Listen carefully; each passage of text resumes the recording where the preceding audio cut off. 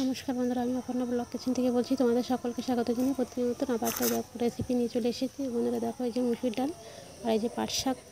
তো বন্ধুরা অনেকেই তো মুসুর ডাল আর পাট শাক খেয়েছো। তো বন্ধুরা দেখো, আজকে আমি মুসুর ডাল আর পাট শাক আর রুই মাছের দিয়ে একটা রেসিপি করে। তার জন্য বন্ধুরা দেখো, আমি মুসুর ডাল হালকা করে সেদ্ধ করে নিচ্ছি কড়াইতে।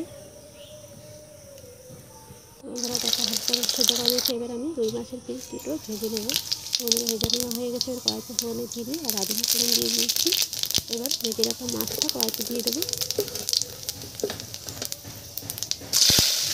দিয়ে বন্ধুরা ভালো করে একটু নাড়াচাড়া করে নেবো। এবার দিয়ে রাখা চেরা কাঁচা লঙ্কা দিয়ে একটু নাড়াচাড়া করে নেবো।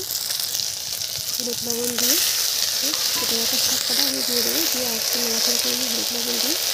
এবার আমি একটু নাড়াচাড়া করে নিয়ে ভাজা ভাজা করে নিচ্ছি। এবার সেটা কাটা রাখা মুসুর ডালটা আবার কড়াইতে দিয়ে দেবো।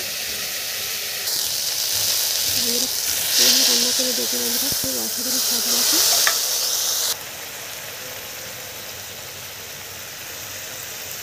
তো বন্ধুরা রান্নাটা হয়ে গেছে। এবার আমি একটা পাত্রে নামিয়ে নিয়েছি।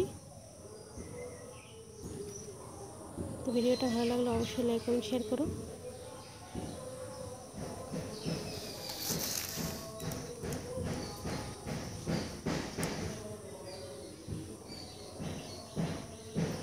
তো ভিডিওটা আজকের মতো এই পর্যন্ত।